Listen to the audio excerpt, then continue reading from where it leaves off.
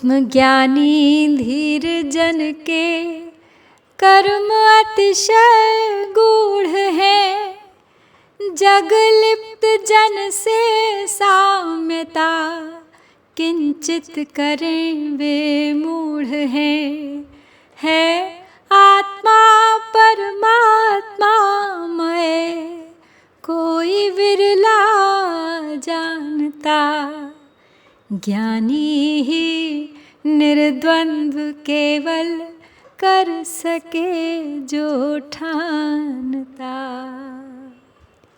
नमस्कार, भारतवाणी से मैं कविता स्वागत करती हूँ आप सबका अष्टावक्र महागीता पर आधारित मेरी इस श्रृंखला की 15वीं कड़ी में। महर्षि अष्टावक्र और जनक जी के बीच संवाद का यह 5वां प्रकरण है, जिसका नाम है लय। यद्यपि अब जनक स्वयं एक तत्वज्ञानी हो चुके हैं और उनके गुरु को भी ये विश्वास हो गया है, किंतु फिर भी अष्टावक्र जी अपने शिष्य के सब संशय मिटा देना चाहते हैं। पिछले प्रकरण में ऐसे सूत्र बताए हैं उन्होंने जो स्पष्ट करते हैं तत्वज्ञानी का व्यवहार। बताते हैं वो कि तत्वज्ञानी संसारी की ही तरह दिखाई देता है, लेकिन भीतर से दोनों में जमीन आसमान का अंतर होता है।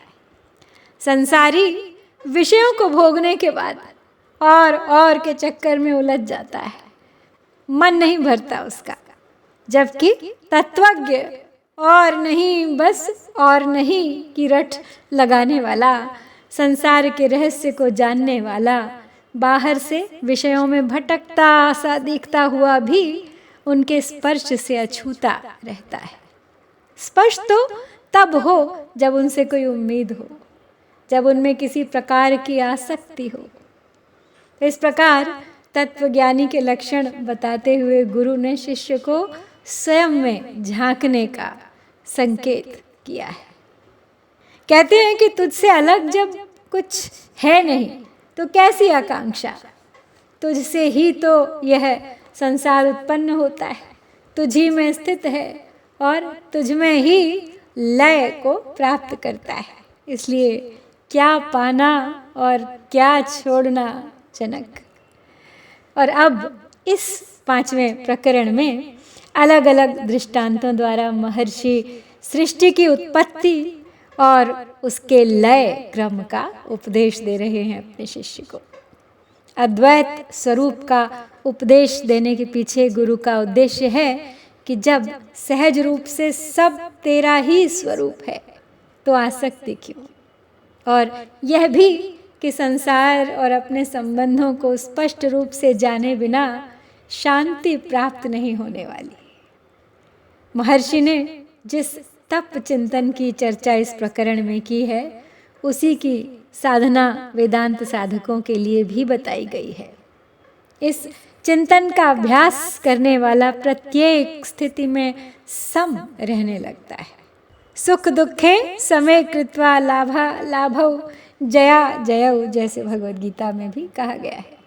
इसमें जगत की उत्पत्ति, स्थिति और लय को स्वीकारते हुए महर्षि ने जगत के अस्तित्व को स्वीकारा है। जगत की सत्ता और उसके मिथ्यात्व का बहुत ही सरल और स्पष्ट विवेचन है इस प्रकरण में। मानते हैं वो कि जगत को नकारा भी नहीं जा सकता, लेकिन उस जगत का हो जाना तत्वज्ञानी के पक्ष में नहीं। नाते संगो अस्ति केनापि किम शुद्धरस्य तुम इच्छसि, संघात विलयम कुर्वन्नेव मेव लयम व्रज। नहीं संग है तेरा किंचित, शुद्ध तू चैतन्य है, त्याज्य तन अभिमान तज दे, मोक्ष पा तू अनन्य है।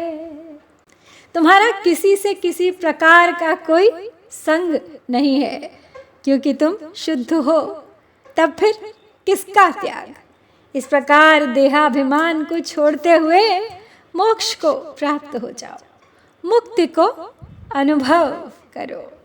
तो अष्टावक्र जी ने चौथे प्रकरण में शिष्य की परीक्षा के लिए उपदेश किया था। अब उसकी दृढ़ता के लिए लय का उपदेश करते हैं। कहते हैं कि हे शिष्य, तू शुद्ध बुद्ध स्वरूप है। तेरा देह गेहादिकों के साथ अहंकार और ममत्व का आस्पद रूप संबंध नहीं है। जब तू असंग है और शुद्ध है, फिर तेरे लिए त्याग और ग्रहण है ही कहाँ। इसलिए अब तू देह संघात को लय कर, यानी देह से जुड़ाव को, अपनत्व को, अर्थात मैं देह हूँ या मेरी यह देह है, इस अहंकार को भी दूर करके अपने स्वरूप में स्थित हो जा। संघात का विलय करता हुआ लय को प्राप्त हो, आध्यात्म की चरम स्थिति को पाने का आदेश है यह। तो महर्षि को विश्वास हो गया है कि जनक को जो अनुभव प्राप्त हुए, जिसकी अभिव्यक्ति उसने की, वो आत्मानुभूति ही है। आत्मानुभूति की प्रतीति नहीं है वो। आत्मानुभूति से प्राप्त होने वाला आश्चर्यमय आनंद जनक का थामे नहीं थम रहा है।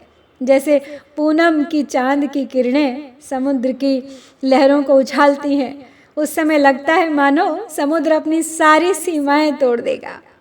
कुछ ऐसी ही स्थिति हो रही है जनक जी की भी। इसीलिए अष्टावक्र जी कहते हैं कि आत्मानुभूति के बाद जो तेरा बहाव बाहर की ओर आ रहा है, उसे तू रोक अपने भीतर ही, और अपने में ही लय प्राप्त कर ले। संघात कहते हैं कि द्वंद्व का परिणाम है। संघात दूसरों से जुड़ाव, अपने ही देह से जुड़ाव, संघ प्रवृत्ति।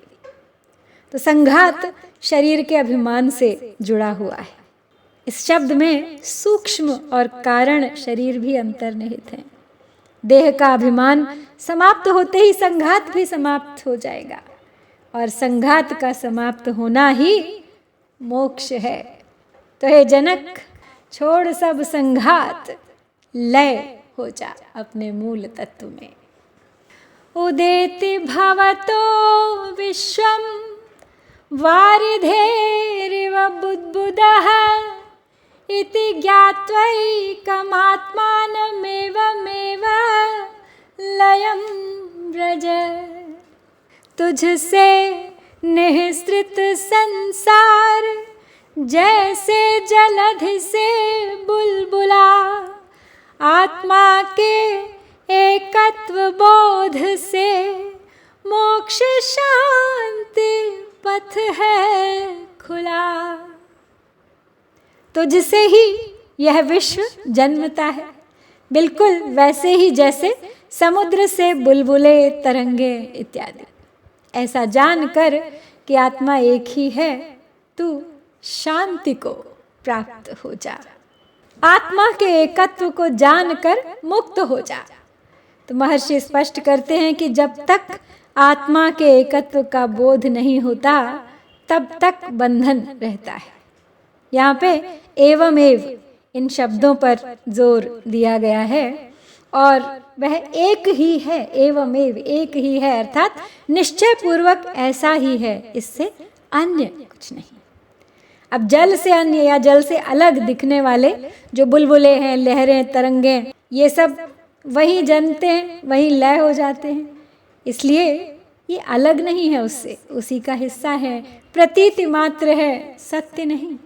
सत्य तो केवल जल है। देवी भागवत में कहा गया है, शुद्धो मुक्तः सदैवात्मा न वै बध्येत कहिर्चित् बंध मोक्षौ मनस्संस्थौ तस्मिन् शान्ते प्रशाम्यति। आत्मा सदैव शुद्ध और मुक्त है, वह कदापि बंध को प्राप्त नहीं होता है। बंध और मोक्ष, बंधन और मोक्ष दोनों मन के धर्म हैं। मन के शांत होने से बंधन और मोक्ष का नाम भी नहीं रहता। आत्मा में मन के लय करने से सारा जगत लय को प्राप्त हो जाता है।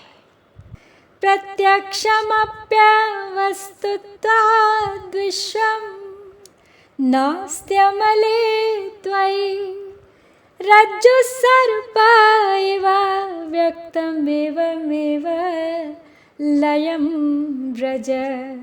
दृश्य जग प्रत्यक्ष किंतु रज्जु सर्प प्रतीत है। चैतन्य पर तेरी आत्म तत्व में सत्य दृढ़ प्रतीति है। यह अवास्तविक संसार निर्मल आत्मरूप तुझमें वैसे भी अस्तित्व में नहीं है जैसे कि रस्सी में सर्प। इसलिए ऐसा विचार करते हुए तू मुक्ति का अनुभव कर। रज्जु और सर्प का उदाहरण हम पहले भी दे चुके हैं और उसी उदाहरण को देकर महर्षि फिर से स्पष्ट करते हैं कि संसार का तू अधिष्ठान है। तुझ अधिष्ठान में ही संसार की प्रतीति हो रही है, लेकिन वास्तव में तुझ में कोई नहीं है। तू तो शुद्ध है। संसार के कोई दोष तेरा स्पर्श भी नहीं करते। रस्सी में सर्प की भ्रांति होने पर वो चाहे कितने भी समय तक भ्रांति क्यों न बनी रहे, सर्प का एक भी गुण रस्सी में नहीं जाता। रस्सी तो रस्सी ही रहती है। तो यहाँ महर्षि ने संसार को अवस्तु कहा है। अवस्तु का अर्थ है जब दिखाई दे रहा है तब भी वह है ही नहीं। तो ना होते हुए भी क्यों दिखाई दे रहा है? संस्कार के कारण, स्मृति के फल स्वरूप। तो यह ऐसा ही है, ऐसा अनुभव करता हुआ तू मुक्त हो जा। तू केवल उसका अधिष्ठान है, लेकिन फिर भी वो तुझ में व्याप्त नहीं है। संसार को कभी भी न मानना मुक्ति है और संसार की सत्ता को किसी भी रूप में स्वीकारना बंधन है। जैसे चंद्रमा का मंडल प्रत्यक्ष प्रमाण से तो एक बित्ता भर का दिखाई देता है, परंतु ज्योतिष शास्त्र में वह 10,000 योजन का लिखा गया है। उसी तरह से प्रत्यक्ष प्रमाण का विषय जो जगत है वो भी वास्तव में कहीं नहीं है, तीनों कालों में भी नहीं है। जैसे स्वप्न की सृष्टि और गंधर्व नगर आदि कोई भी कुछ भी केवल कल्पना मात्र है।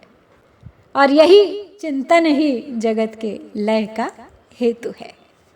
सम दुख सुख पूर्ण आशा नैराश्ययोः समः समजीवित मृत्युः सन्नेवमेव लयं व्रज। आशा निराशा दुख सुख जीवन मरण समभाव है। ब्रह्म दृष्टि प्रज्ञा स्थित पर न इसका प्रभाव है। सुख दुख में समान, समस्त अभावों से परे पूर्ण रूप, आशा निराशा में समान, जीवन और मृत्यु में एक समान होते हुए ऐसा अपने स्वरूप को जानते समझते और अनुभव करते हुए हे जनक तुम मुक्ति को प्राप्त कर। समत्व शब्द का 2 बार प्रयोग किया है महर्षि ने इस सूत्र में। समत्व का अर्थ अक्सर लोग करते हैं जब विषमता ना रहे, तो यह वाक्य स्पष्ट नहीं है। वास्तव में समत्व में बाहरी संसार की विषमताएं कहाँ समाप्त होती हैं? सब कुछ तो जैसा था वैसा बना रहता है बाहर। तो फिर क्या अर्थ है समत्व का? समता बाहर नहीं घटित होती, ये परिवर्तन तो भीतर होता है। सोना सोना ही रहता है बाहर, लेकिन तत्वज्ञानी के लिए वह साधारण मिट्टी के डले के समान है। इंद्रासन की महत्ता नहीं रहती उसके लिए। इस सूत्र में मुक्ति के लिए महर्षि ने लय शब्द का प्रयोग किया है। लय का अर्थ है कारण में प्रवेश, और सृष्टि से विपरीत, बिल्कुल विपरीत क्रिया है यह। जब मूल ही कारण में प्रवेश हो गया तो कैसा सुख दुख, कैसे अभाव, कैसी आशा निराशा, कैसा जीवन, कैसी मृत्यु। इसलिए लय का रहस्य जान जनक, समझ और उसका अनुभव कर, विश्व रूप दर्शन यही है। तू आत्मानंद करके पूर्ण है, दैव योग से शरीर में उत्पन्न हुए जो सुख दुख हैं उनमें भी तू पूर्ण है, आशा और निराशा में भी तू सम है, जीने और मरने में भी तू सम है, तू निर्विकार है, सुख दुखादि सब अनात्मा के धर्म और मिथ्या है, क्योंकि इनके धर्मी जो देहादिक हैं वे भी सब मिथ्या हैं। यह जगत भी मिथ्या है, केवल ब्रह्म ही ब्रह्म है, सर्वम खलविदम ब्रह्म। यह संपूर्ण जगत निश्चय करके ब्रह्म रूप ही है, ऐसे चिंतन का नाम ही लय चिंतन है। तो अष्टावक्र जी के रूप में जनक को एक ऐसा गुरु मिल गया है जिसके बारे में कभी उन्होंने स्वप्न में भी सोचा नहीं था। कहते हैं कि गुरु बिन गति नहीं, बिल्कुल सत्य बात है ये, वेद सम्मत, और व्यवहार में भी यह बात दिखाई देती है। छोटे छोटे से काम सीखने हो आपने तो कोई मार्गदर्शक ज़रूर चाहिए, और मार्गदर्शक को सामान्य शब्दों में गुरु ही कहा जाता है।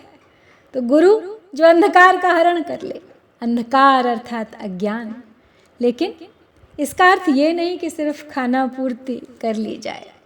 जिज्ञासा मोटिवेट करती है, प्रेरणा देती है कि गुरु चाहिए, लेकिन गुरु चमत्कारी चाहिए या तत्वज्ञानी चाहिए। तो गुरु की खोज बहुत महत्वपूर्ण बात है। क्या शिष्य पहचान सकता है सच्चे गुरु को? प्रश्न यह है। यदि आप सच्चे जिज्ञासु हैं तो सद्गुरु ही आपका सामना कर सकता है। नरेंद्र का, स्वामी विवेकानंद का उदाहरण हमारे सामने है। उनका सीधा सा प्रश्न था, ईश्वर को देखा है? तो कोई सोच विचार कर जवाब देता। निश्चित था वो बुद्धि से काम लेता, अपने अनुभव से काम लेता। यही सवाल उन्होंने अपने गुरु रामकृष्ण से जब पूछा तो तुरंत जवाब मिला, कोई सोचने की आवश्यकता नहीं थी। उन्होंने कहा देखा है। इतना ही नहीं, वहाँ तो ये इतने विश्वास भरे वाक्य थे कि ऐसे तो संसार के पदार्थों के बारे में भी नहीं होते। और ये भी बोले कि दिखा भी सकता हूँ, और ऐसा हुआ भी। नरेंद्र ने भी अनुभव किया उस सत्य रूप ईश्वर का, और वो नरेंद्र स्वामी विवेकानंद बन गए। क्या ऐसी उत्कट जिज्ञासा है? क्या उस जिज्ञासा की तुष्टि के लिए सर्वस्व त्याग कर सकते हो? यदि हाँ, तो सतगुरु ही टिक पाएगा। यदि आप अपनी बात पर पक्के हैं तो सतगुरु अवश्य मिल जाएगा, मिलने में देर नहीं। शिष्य के लिए कठिन है गुरु को पहचानना, कारण तत्वज्ञानी को तो वही जान सकता है जो स्वयं भी वैसा ही हो। तो आप पहले स्वयं शिष्य बने, सद्गुरु के मिलने में देर नहीं लगेगी। जितनी तड़प सच्चे शिष्य को सद्गुरु की होती है, उतनी ही सद्गुरु को सच्चे शिष्य की भी होती है, और दोनों ही एक दूसरे को पाकर कृतार्थ हो जाते हैं। और यही हुआ है जनक जी और अष्टावक्र जी के बीच। धन्य हो गए हैं दोनों एक दूसरे को प्राप्त कर। यहाँ समाप्त करते हैं हम 5वां प्रकरण। शीघ्र लौटूंगी अगले प्रकरण के साथ, प्रतीक्षा कीजिएगा। हरिओम तत्सत।